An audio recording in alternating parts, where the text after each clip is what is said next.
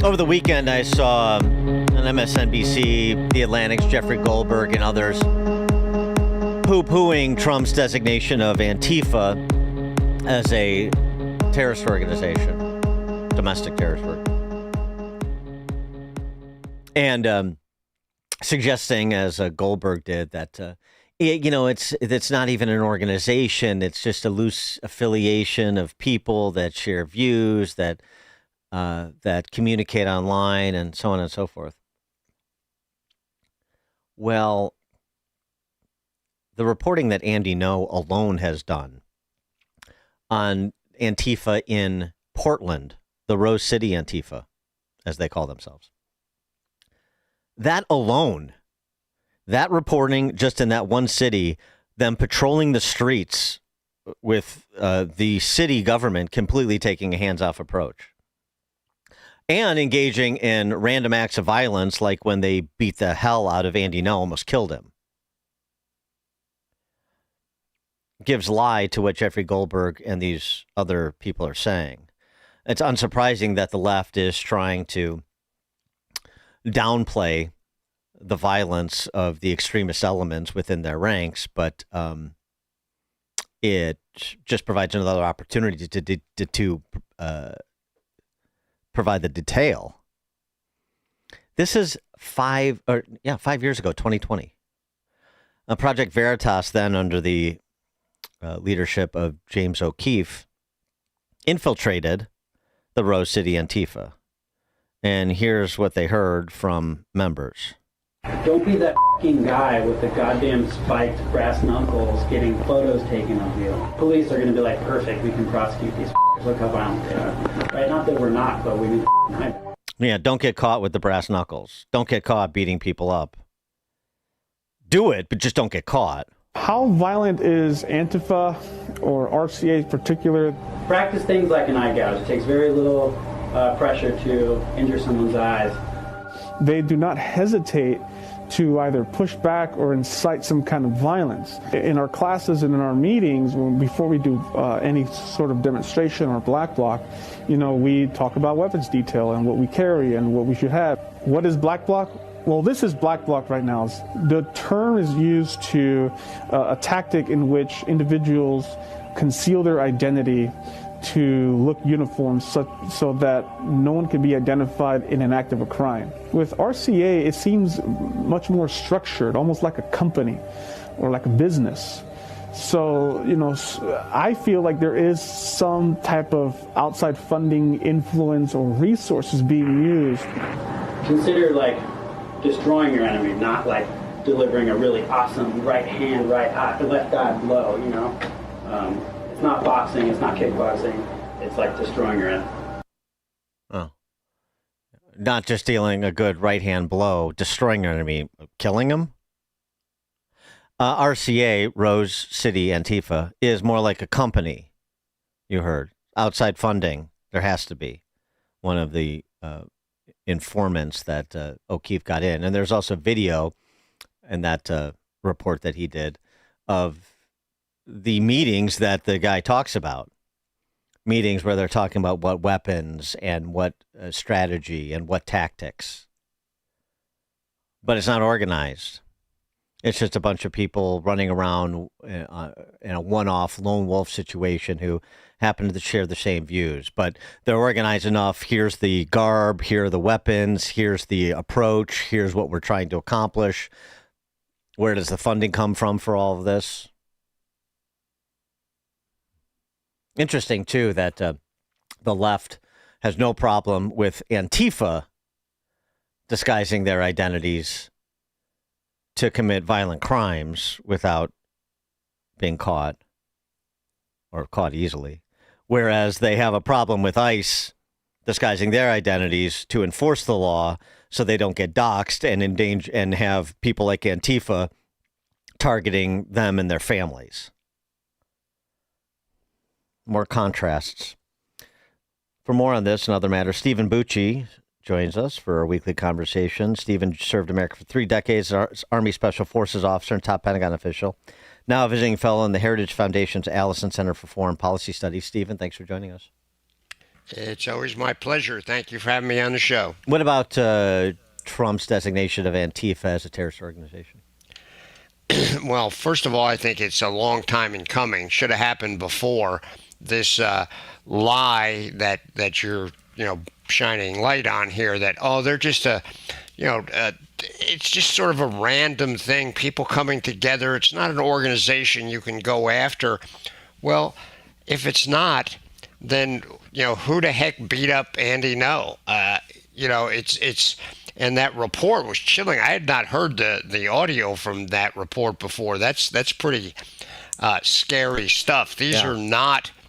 First of all, we've known for a long time these guys get paid to do this stuff. Right. So somebody's funding them. Someone's providing them logistical support with transportation to the different places they want to do these actions. Staging weapons like pallets full of bricks and other things.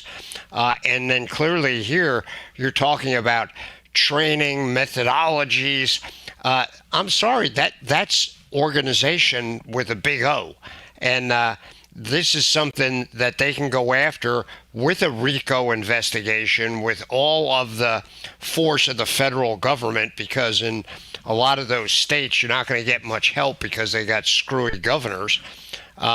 So the Fed should go after them, and they should treat them just like any other terrorist group, hunt them down, find the money, arrest the operators, and then follow the money back to the people who are funding it and directing it, and put those people in jail.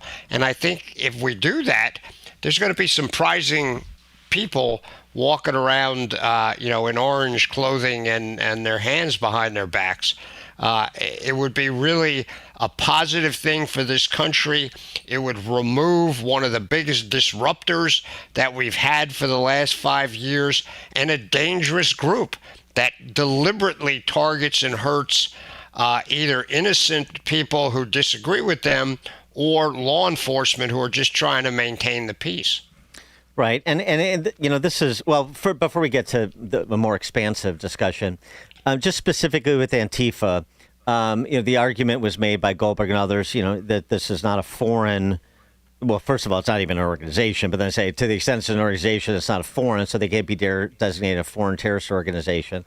I mean, it seems to me like a distinction without a difference. Whether he calls them a terrorist organization and wants the FBI to get more active, or it's a foreign terrorist organization because they find a link to foreign financing and that provides more resources at the disposal. The point is to say this is a organization that is engaged in terrorist activity on American soil, and they need to be dealt with. Yeah, I mean, that argument is nutty. The FBI is the lead for terrorist prosecuting, hunting down, and finding terrorist organizations domestically, whether they are a foreign entity or a domestic entity. It's still the FBI's job, right? You don't have the CIA doesn't hunt for people here in America, and the military doesn't do that kind of investigatory part. They may get called in to assist the FBI depending on what they think the threat level is. They can actually be brought in under presidential authority to assist law enforcement in that regard. I'm talking about some of our tier 1 counter-terror organizations, and they can do it against a domestic terror organization as well. The key here is these guys are terrorists. What they're doing completely fits into that category, and this perpetuation of this lie that they're not, because then that gives them a pass, and you can't really do too much for them because it's useful to the liberal side of our political spectrum, is nutty, and it puts Americans at risk. A larger conversation about leftist-inspired violence, those on the left who believe violence is the means to political ends. I mean, again, pick an issue, any issue. Trans, we find out not just with respect to Charlie Kirk's assassin, but in filings in court, the man who attempted to kill Supreme Court Justice Brett Kavanaugh identifies as a woman now, was deeply mentally ill and suicidal, according to court documents. The immigration. We see what's going on with protests in front of ICE facilities. There was, frankly, illegal activity conducted by leftist activists and politicians outside the ICE facility in Broadview in suburban Chicago over the weekend, where they were blocking or attempting to block access and exit of federal law enforcement officers. Middle East policy. You have a gunman apparently killing someone over "quote unquote" free Palestine at a country club in New Hampshire. This is after 2 Israeli embassy employees were assassinated. Late night TV. You got a guy who was politically active, apparently former legislative director for the Teachers Union in California, shooting into an occupied office building, ABC affiliate in the Sacramento area. Everywhere you turn around where the left is particularly animated about an issue, temporarily or permanently, you see the incidents of politically related violence. What would you like to see done from either a rhetorical perspective or a law enforcement perspective or some combination of the two to address this problem generally? Well, the first thing is we need to let law enforcement know it's not just okay for them to go after these people, both from an investigatory standpoint and obviously after they do one of these acts to chase them down and prosecute them. Like any other crime. I mean, they shouldn't have to be told that, but in a lot of these jurisdictions, the police are so under such a microscope from liberal politicians that they feel like their hands are tied. Those tied hands need to be released and let law enforcement do their job. As far as the other stuff, if the Democrats are really serious, if they believe the nonsense that they speak most of the time, that, well, the violence is really on the right, it's not on the left, when they're in total denial of the facts of not just the cases you listed, but I could come up with a dozen more examples of exactly what you're talking about. They need to repudiate it. They need to stop using the terminology. You see Jasmine Crockett, Ilhan Omar are still calling conservatives fascists and Nazis, and that it's all conservatives' fault that this is going on. It's just a natural response to the evil on the right. No, it's not. It's violent. It's criminal. The rhetoric needs to stop, and those using the rhetoric should pay some price, at least in ethics things if they're legislators, but for others, where you don't just get away with this. Because these are the same people, remember, were closing down even the President of the United States when they didn't like his speech. But now, oh no, it's free speech. We got, look, I'm a big free speech guy, but let's find some consistency in controlling, prosecuting, or at least addressing this incitement to violence that is so prevalent on the left.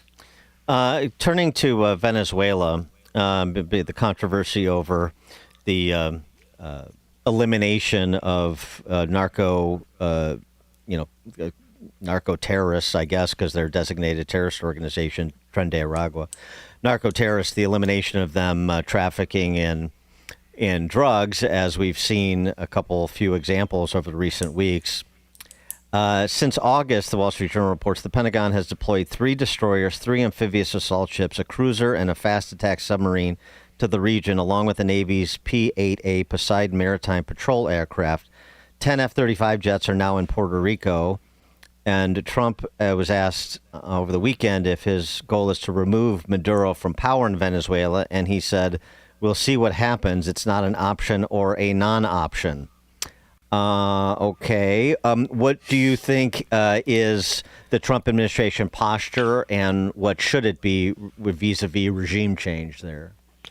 Well, first, I think what's going on is not necessarily regime change. I'm not saying that it's 100% not the idea, but it's not a de facto because of their presence. It doesn't mean he's going for regime change.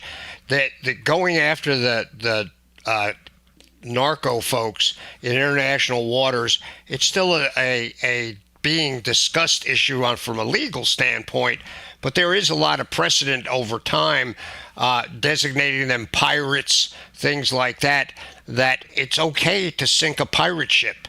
It's okay to fight against the actions of pirates on the high seas. That's legitimate. It always has been. But if you take it to the next step and saying, okay, we're not only doing this to stop the drugs, but we're doing this because it'll also get rid of Maduro. As the president says, it's not a policy yet, but he's clearly that funny construct you gave there that he used. Yeah. It means he hasn't taken it off the table either. So we'll have to wait and see where that goes. Regime change feels very satisfying when you talk about it, but it's harder to do because it can backfire on you. Even people in Venezuela who hate Maduro, if the gringos come in to get rid of him, some of them are going to say, no, we've got to protect our country. And you get some blowback that you don't really expect when you think about it initially. So a little more study needs to be done on that, if it's the right thing to do, if it will be an effective thing to do it, and see where it goes. But I think the non-answer that President Trump gave is interesting and will probably bothered Mr. Maduro's sleep last night. Well, I mean, you do have a guy who won the July 2024 election with 2/3 of the vote, who's in exile. So, I mean, there is sort of popular support for an alternative, well, the one the people voted for, and then, of course, those results were set aside by the dictator, Maduro. It's just, but I mean, I take your point that it's easy to say that, and it's a lot more complicated to orchestrate it and make it look like this is something that is consistent with the popular will of the Venezuelan people.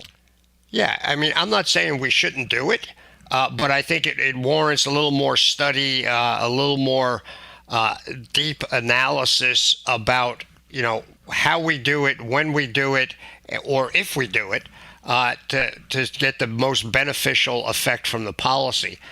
Just because it's hard doesn't mean we shouldn't do it. It just means you got to make sure it's the right thing to do before you start down that road, because you don't want to waste the assets or the credibility and have it either not work or have something come up that might be worse than what we've got there now. But ignoring it, just leaving it and saying, oh, well, that's down there, that's foolishness. We need to address it. We need to come to a decision as to what we're going to do, and then do some really deep planning as to how we're going to do it, what assets we're going to use, and how we're going to apply those assets, because it's dangerous and difficult. Yeah, and I mean, again, not so this isn't lost. It's not just about the narco terrorists. It's about all of the violent crime that was platformed by the last administration by allowing Tren de Aragua members to roam free in this country, and what chaos and mayhem and carnage that they have inflicted. And it wasn't just on apartment buildings in Aurora, Colorado. Yeah. Yeah. Stephen Bucci served America for 3 decades as Army Special Forces officer, top Pentagon official, now a visiting fellow in the Heritage Foundation's Allison Center for Foreign Policy Studies. Stephen, thank you as always. Appreciate it. It's my pleasure. Thanks for having me, Dan. Take care. You too. And Stephen Bucci joined us on the Turnkey.pro answer line. This is Chicago's Morning Answer. Your show keeps me alive during the week. There's nobody I'd rather listen to between 5 and 9 in the morning than you guys. On AM 560, The Answer. Does your garage floor look lousy with stained or cracked concrete, or even worse, bad epoxy or paint? Call Comer and Cross Concrete Floors now during their end-of-the-year sale at 1-800